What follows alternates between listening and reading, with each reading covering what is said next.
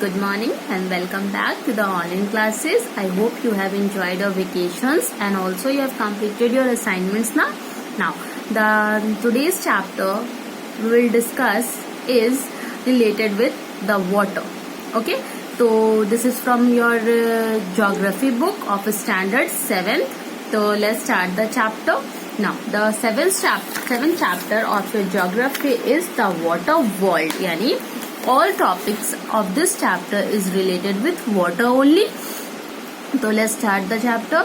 So we have already discussed about the components of earth, and in that we have already discussed about the hydrosphere.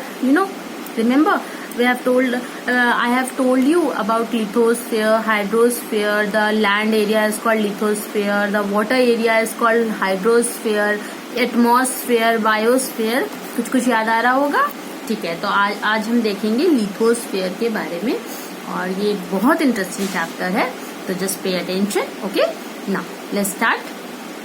Our hydrosphere. The Earth is a unique planet largely due to the presence of realms of water or the hydrosphere. The blue planet is a popular substitute used for the Earth due to the abundance of water.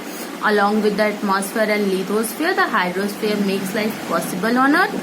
The hydrosphere comprises all forms of water bodies including solid, liquid and gaseous forms along with groundwater. The hydrosphere is sustained through the hydrological cycle involving numerous changes which water undergoes on sea, air and land. The cycle involves four crucial phenomena, that is evaporation, condensation, precipitation and collection.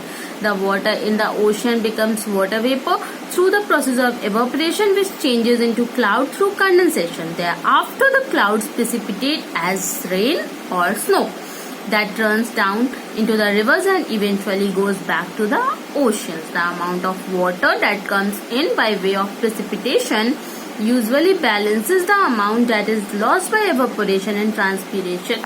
The availability of water varies from one place to another and from season to season. At times, the water cycle is affected by human activities such as deforestation, pollution of water bodies, etc. देखिए, हमारा जो अर्थ है वो एक unique planet इसलिए है क्योंकि ये एक इकलौता प्लैनेट है जिसपे आपका वाटर अवेलेबल है और ये एक रियाम्स है, इसका मूल आधार है जिसपे ये अर्थ एग्जिस्ट करता है, वो है आपका हाइड्रोस्फीयर. और अर्थ पे मैंने आपको ऑलरेडी बताया था, या आप जानते भी होंगे कि ज्यादा इस पे वाटर है और लैंड कम है, इसलिए ये ब्लू प्लैनेट भी कहलाता है.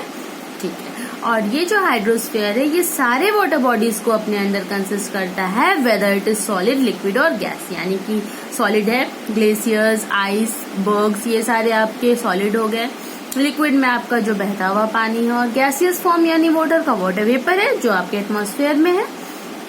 ठीक है, साथ ही इसमें फ्रेश वाटर और ग्राउंड वाटर भी इंक्लूडेड है. अब ये जो हाइड्रोस्फीयर है ये एक साइकिल से चलता है, यानी हाइड्रोलॉजिकल साइकिल, या हम इसको एक एकदम जनरल लैंग्वेज में समझेंगे तो वो है आपका वाटर साइकिल. आप वाटर साइकिल के बारे में बचपन से पढ़ते आ रहे हैं और आप जानते हैं वाटर साइकिल क्या है, कि वाटर जब अपना फॉर्म को चेंज करते जाता है अलग अलग फॉर्म में और फिर वो वाटर क्या होता है कि एवापोरेट होता है, फिर वो ठंडा होता है, बादल का फॉर्म लेता है, फिर वो धीरे धीरे प्रेसिपिटेशन के फॉर्म में वापस अर्थ पे आता है. ये वाटर साइकिल कंटिन्यूअस चलते रहता है.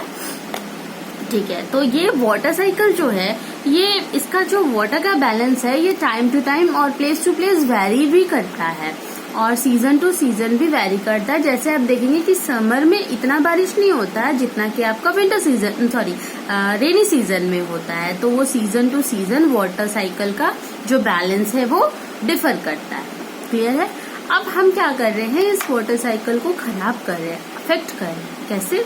हम डिफोरेस्टेशन कर रहे हैं, पेड़ों को काट रहे हैं, वाटर बॉडीज को गंदा कर रहे हैं, तो पोल्यूट कर रहे हैं, जिससे क्या हो रहा है कि ये वाटर साइकिल डिस्टर्ब हो रहा है. और जब ये वाटर साइकिल डिस्टर्ब होगा तो किसको प्रॉब्लम होगा? हम ही लोग को प्रॉब्लम होगा. इतना वाटर है अर्थ पे बट अभी भी स्कार्सिटी है, पानी की कमी है. तो क्यों है? हमारी वजह से, है ना.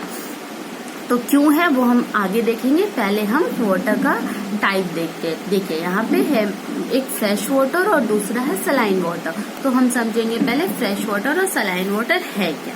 A huge amount of evaporated water found in the atmosphere comes from the ocean. Around 97% of all water from the ocean and sea is saline in nature, and due to it is unsuitable for human consumption. And it is saline because the river, while flowing over the land surfaces, dissolve and carry various salt with them, which is deposited when the river merge into the oceans. The remaining 2% is found in glaciers and ice caps, while 1% is found in groundwater, rivers, lake atmosphere and within life form. Effectively, thereafter only 1% of water is suitable for human consumption. देखिए अब आप जानेंगे कि water तो बहुत है। अब हम एक परसेंटेज ले ले तो कोई भी चीज का फुल 100% आप मानते हैं, उसमें से 97% आपका जो पानी है वो ओशियन में है। अब वो पानी हमारे लिए सूटेबल नहीं है, हम उसको पी नहीं सकते। क्यों?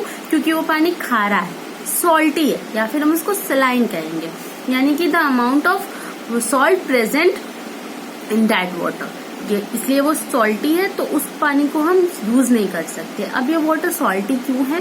देखिए अब क्या है कि ये वो जो वाटर ओशन में आ रहा है, ये बहुत सारे लैंड सरफेसेस से फ्लो होके आ रहा है। तो वो जहां जहां से फ्लो हो रहा है उसमें वो सॉल्ट है अगर, तो वो डिजोल्व होते आ रहा है और साथ ही साथ कैरी हो रहा है और सारा डिपॉजिट हो रहा है कहाँ पे? ओशन में। इसलिए ये पानी शुरू से खारा ही मिलेगा आपको। तो ओशन वाटर तो हमारे काम का नहीं है, हम उसको पी नहीं सकते हैं। ठीक है, तो अब बचता है 3% वाटर। 3% वाटर में 2% जो आपका है वो ग्लेशियर्स और आइस कैप है, यानी कि ऊपर पहाड़ों पे हिमालयाज और भी जितने भी पहाड़ है उस पे वो ऊपर बादल के फॉर्म में, बर्फ के फॉर्म में पानी जमा है। ठीक है, तो वो भी हमारे काम का नहीं है। अब कितना बचा? 1% ही सिर्फ बचा। तो 1% जो वाटर है वो ग्राउंड वाटर, जमीन के अंदर है। ठीक है, तो जमीन के अंदर कह लो या फिर रिवर में कह लीजिए, आप लेक्स में कह लीजिए या एटमॉस्फेयर में कह लीजिए, यही पानी है जो हमारे लिए सूटेबल है, हमारे ह्यूमन कंजम्पशन के लिए सूटेबल है। हम रिवर का, लेक का पानी पीते हैं या फिर हम जमीन के अंदर से पानी, ग्राउंड वाटर के ट्यूबवेल या हैंडपंप, इस तरह से हम बोरिंग वगैरह करा के उस पानी को, कुआं, वेल्स बना के हम उस पानी को यूज करते हैं। तो सोचिए 98% पानी, 99% पानी तो हमारे काम का नहीं है। हमारे लिए कितना पानी काम का है? बस 1%। तो उस 1% को हमको बचाना है ना, तो उसी 1% वाटर को हम फ्रेश वाटर कहते हैं। तो ये फ्रेश वाटर कैसे है, कहाँ कहाँ है, इसको हम देखेंगे हमारे नेक्स्ट टॉपिक में। तो नेक्स्ट वीडियो में मैं आपको डिस्कस करूंगी फ्रेश वाटर और सलाइन वाटर में डिफरेंसेस और किस तरह से वाटर का जो सलाइनिटी है वो डिपेंड करता है अलग अलग फैक्टर्स पे, उसको भी हम देखेंगे। फिलहाल हम यहीं पे इस चैप्टर को छोड़ते हैं और कल नेक्स्ट जो हमारा टॉपिक होगा वो होगा आपका फ्रेश वाटर और सलाइन वाटर, जिसको हम आगे देखेंगे। तब के लिए आप इसको अभी रिकॉल करेंगे और नेक्स्ट फिर हम आगे देखेंगे। Okay students, bye bye.